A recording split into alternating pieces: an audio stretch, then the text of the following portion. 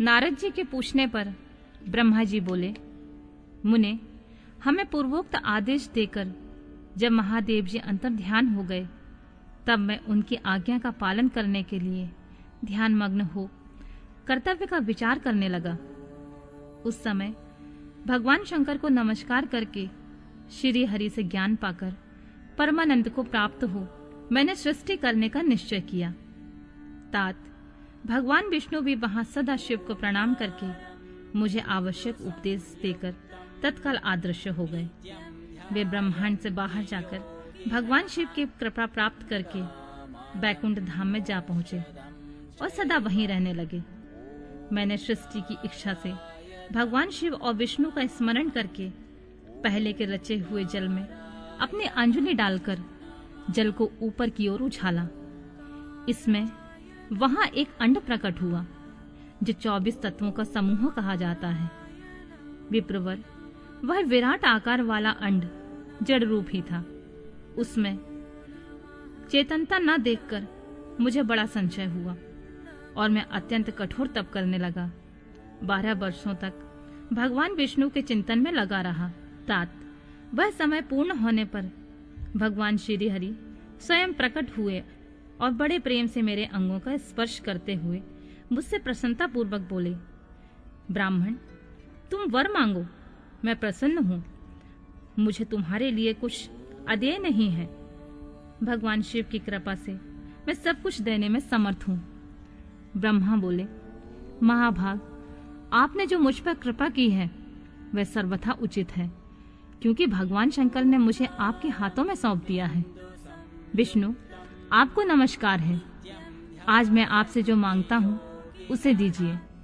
प्रभु, वह विराट रूप 24 तत्वों से बना हुआ अंड किसी तरह चेतन नहीं हो रहा है, जड़ीभूत दिखाई देता है। हरे, उस समय भगवान शिव की कृपा से आप यहाँ प्रकट हुए हैं, अतः शंकर के सृष्टि शक्ति या विभूति से प्राप्त हुए इस अंड में चेतनता लाइए। मेरे ऐसा कहने पर शिव की आज्ञा में तत्पर रहने वाले महाविष्णु ने अनंत रूप का आश्रय ले उस अंड में प्रवेश किया। उस समय उन परम पुरुष के सहस्त्रों मस्तक, सहस्त्रों नेत्र और सहस्त्रों पैर थे।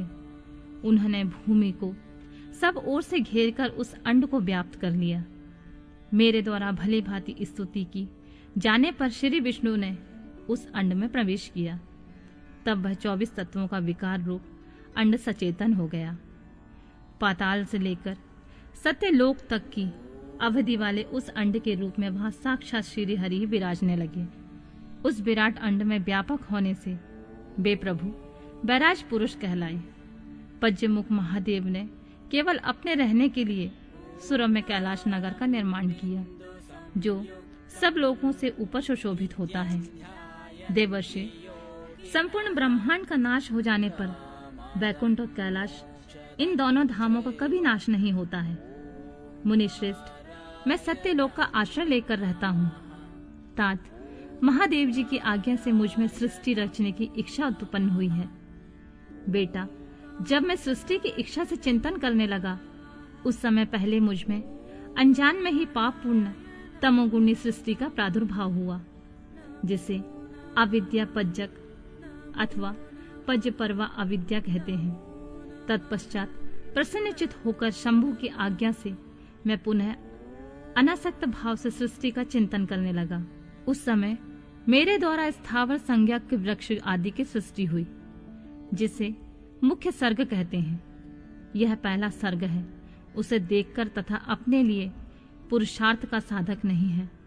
यह जानकर सृष्टि की इच्छा रखने वाले मुझ ब्रह्मा से दूसरा सर्ग प्रकट हुआ, जो दुख से भरा हुआ है। उसका नाम है तिर्यक स्त्रोता। जो सर्ग भी पुरुषार्थ का साधक नहीं है, उसे भी पुरुषार्थ साधन की शक्ति से रहित जान जब मैं पुनः सृष्टि का चिंतन करने लगा, तब मुझसे शीघ्र ही तीसरे सात्विक सर्ग का प्रादुर्भाव हुआ, जिसे ऊर्ध्व स्त्रोता कहते हैं। यह वेद सर्ग के नाम से विख्यात हुआ। वेद सर्ग सत्यवादी तथा अत्यंत सुखदायक है। उसे भी पुरुषार्थ साधन की रुचि एवं अधिकार से रहित मानकर मैंने अन्य सर्ग के लिए अपने स्वामी श्री शिव का चिंतन आरंभ किया। तब भगवान शंकर की आज्ञा से एक रजोगुणी सृष्टि का प्रादुर्भाव हुआ, जिसे अवाक के श्रोता कहते हैं।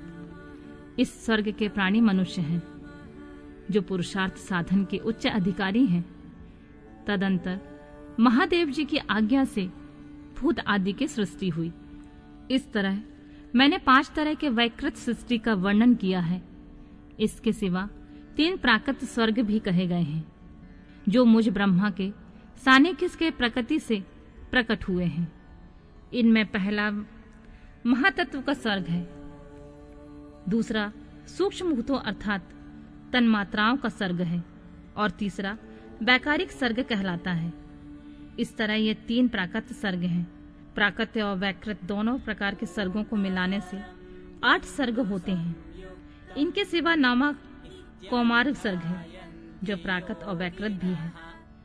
इन सब के अवान्तर भेद का वर्णन नहीं कर सकता, क्योंकि उसका उपयोग बहुत थोड़ा होता है। अब मैं द्विजात्मक स्वर्ग का प्रतिपादन करता हूँ। इसी का दूसरा नाम कौमार स्वर्ग है, जिसमें सनक, स्नंदन और कुमार आदि के महत्वपूर्ण सृष्टि हुई है। सनक आदि मेरे 4 मानस पुत्र हैं, जो मुझ ब्रह्मा के समान ही हैं। वे महान वैराग्य से संपन्न और उत्तम व्रत का पालन करने वाले हैं। उनका मन सदा भगवान शिव के चिंतन में ही लगा रहता है। वे संसार से विमुख और ज्ञानी हैं। उन्होंने मेरे आदेश देने पर वे सृष्टि के कार्य में मन नहीं लगाया। मुनि श्रेष्ठ नारद सनकादि कुमारों को दिए हुए नकारात्मक उत्तर को सुनकर मैंने बड़ा भयंकर क्रोध प्रकट किया। उस समय मुझ पर मोह छा गया था। उस अवसर पर मैंने मन ही मन भगवान विष्णु का स्मरण किया। वे शीघ्र आ गए और उन्होंने मुझे समझाते हुए मुझसे कहा, तुम भगवान शिव की प्रसन्नता के लिए तपस्या करो मुनि श्रेष्ठ। श्री हरि ने जब मुझे ऐसी शिक्षा दी, तब मैं महाघोर एवं उत्कृष्ट तप करने लगा। सृष्टि के लिए तपस्या करते मेरी दोनों भौएं और नासिका के मध्य भाग में, जो उनका अपना ही अभिमुक्त स्थान था, महेश्वर की 3 मूर्तियों में अन्यतम पूर्वांश सर्वेश्वर और दया सागर भगवान शिव का अर्धनारीश्वर रूप में प्रकट हुए, जो जन्म से रहित तेज की राशि सर्वज्ञ है। उन नील लोलित नामधारी साक्षात उमा बल्लभ शंकर के सामने देखकर बड़ी भक्ति से मस्तक झुकाकर उनकी स्तुति करके मैं बड़ा प्रसन्न हुआ। उन देव देवेश्वर से बोला, प्रभु आप भांति भांति के जीवों की सृष्टि कीजिए। मेरी यह बात सुनकर उन देवाधिदेव महेश्वर रुद्र ने अपने ही समान बहुत से रुद्र गणों की सृष्टि की। तब मैंने स्वामी महेश्वर महारुद्र से कहा, देव आप ऐसे ही जीवों की युक्त हो। मुनि श्रेष्ठ मेरी ऐसी बात सुनकर करुणा सागर महादेव हंस पड़े और तत्काल इस प्रकार बोले, विधाता मैं जन्म और मृत्यु के भय से युक्त अशोभन जीवों की सृष्टि नहीं करूंगा, क्योंकि वे कर्मों के अधीन हो दुख के समुद्र में डूबे रहेंगे। मैं तो दुख के सागर में डूबे हुए उन जीवों का उद्धार मात्र करूंगा। गुरु का स्वरूप धारण करके उत्तम ज्ञान प्रदान करके उन सबको संसार सागर से पार करूंगा। प्रजापति दुख में डूबे हुए सारे जीवों की सृष्टि तो तुम ही करो। मेरी आज्ञा से इस कार्य में प्रवृत्त होने के कारण तुम्हें माया नहीं बांध सकेगी। मुझसे ऐसा कहकर श्रीमान भगवान नील लोहित महादेव मेरे देखते ही देखते अपने पार्षदों के साथ वहां से तत्काल तिरोहित हो गए।